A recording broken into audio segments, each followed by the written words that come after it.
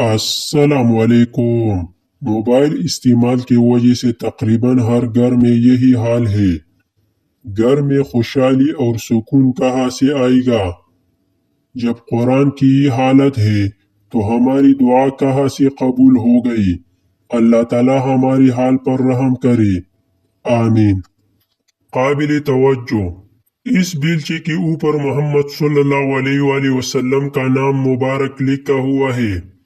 کہا جاتا ہے کہ ایرانی کمپنی ہے۔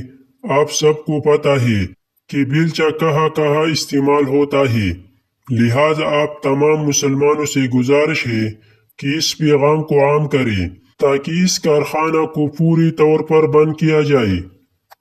بچپن میں اس بال کو خریدنے کے لیے 11 دوست مل کر پیسے اکٹھے کرتے تھے۔